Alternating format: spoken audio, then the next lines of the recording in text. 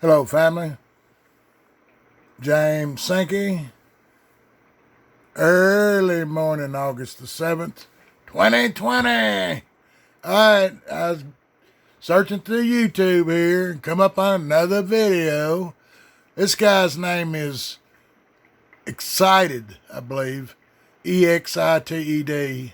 Anyhow, I'll leave a link in the description. But he's talking about these internment camps and FEMA and all this stuff. And believe me, this shit's coming. And look, this ain't the first time they've done this. I mean, they did it to the Koreans. Remember, they put them in internment camps. And I think some Japanese. And, of course, we know what they did to the Indians, Native Americans. So this ain't going to be nothing new. I mean, they've been doing this shit all over the world anyhow. But let me, I'm just going to show you just different parts of this video. And then I may comment through it as I go. Let's get into it. In this video, we're going to examine the leaked U.S. military document FM 3-39.40, otherwise known as the Field Manual for Internment and Resettlement Operations for U.S. Citizens Operations. It clearly outlines internment operations on U.S. soil and with U.S. citizens. On page 38, quote, support to civil support operations. Civil support is the DoD support to U.S. civil authorities for domestic emergencies and for designated law enforcement and other activities. Civil support includes operations that address the consequences of natural or man-made disasters, accidents, terrorist attacks, and incidents in the U.S. and its territories. The internment relocation tasks performed in support of civil support operations are similar to those during combat operations, but the techniques and procedures are modified based on the special OE associated with operating within U.S. territory and according to the categories of individuals, primarily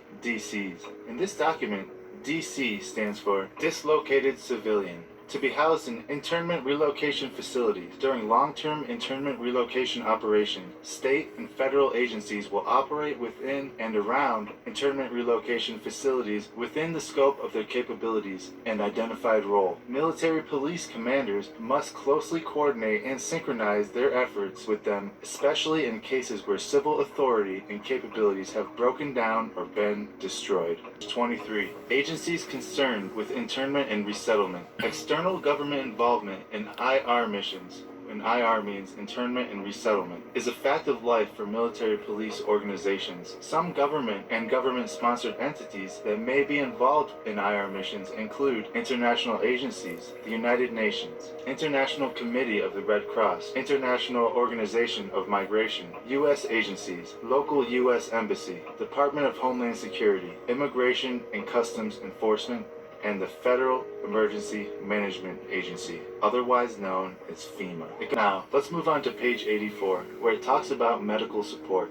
And this is where it starts to get a little scary, if you take into account the whole COVID-19 pandemic. Quote, medical personnel are required to identify, treat, and document existing medical conditions and injuries of detainees. Commanders must consider the following when establishing medical care at the internment facility. A credentialed healthcare professional examines detainees monthly and records their weight on a DA Form 2664-R. The detainee reporting system requires weight data from medical community. The general health of detainees, their nutrition and cleanliness are monitored during inspections. The detainees are examined for contagious diseases, especially tuberculosis, lice, louse-borne diseases, human immunodeficiency virus, which is HIV, and STDs. Now, COVID-19 would definitely fall into this category. It goes on to say, quote, all medical treatment facilities must provide immunizations for and isolation of detainees with communicable diseases. Again, COVID-19 falls into this category. So basically what they're saying here is these facilities can be turned into a military quarantine with forced immunizations. Let's continue reading. Detainees who require a high level of care are transferred to military or civilian medical installations where the required treatment is available. Military police escort detainees to medical treatment treatment facilities and remain with them until medical examinations are complete. So if you're really sick, they might send you to a hospital. However, you will have military police escorting you there and back. Alright, let's continue on. On page 115, it describes the serial number given to each detainee. Quote, internment serial numbers. The ISN, or internment serial number, is the DoD mandated identification number used to account for and track detainees. Once an ISN is assigned, it is used on all documentation, including medical records. The ISN is generated by the Detainee Reporting System. The Detainee Reporting System is the only approved system for maintaining detainee accountability. It is the central data point system used for reporting to the national level and sharing detainee information with other authorized agencies. Here is a nice diagram showing what the ISN is comprised of. Now, some people might say that these camps are friendly in nature and will be used as some sort of humanitarian camp to help people in need. Well, if it's a humanitarian camp, why would they need to use deadly force on people who try to escape? Page 238, quote, Level 5, Deadly Force, used as a last resort, when all lesser means have failed or would be impractical.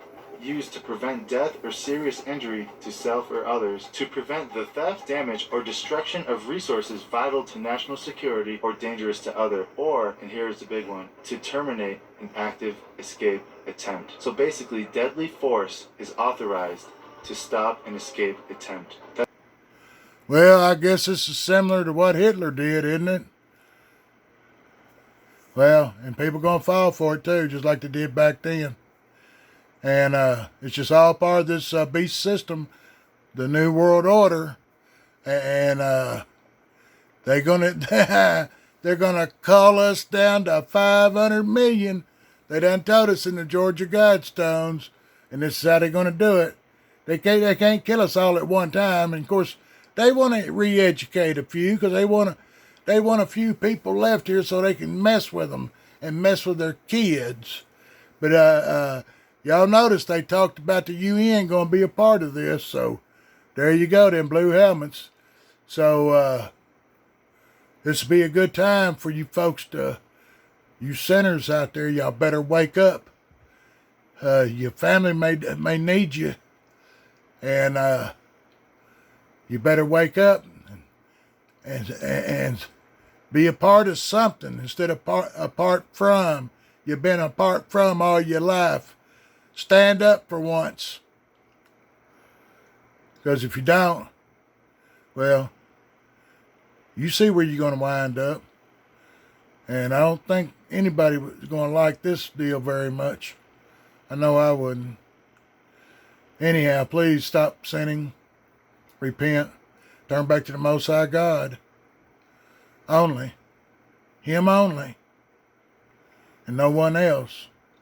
And let's don't forget about Brother Rapp out there in Southern California with all them fires. A lot of people in harm's way. Not just in California, but around the world. We got things happening worldwide. Everything's popping off all at one time. But yet people still seem like they don't see it. They're too damn busy with their tiny little lives. Well, your tiny little lives are getting ready to seem big. And when I say big, you ain't going to like it. Well, this is James Sankey, also known as the Hillbilly Hebrew, giving all praise and glory to our Creator and no one else. I love you all. Signing out.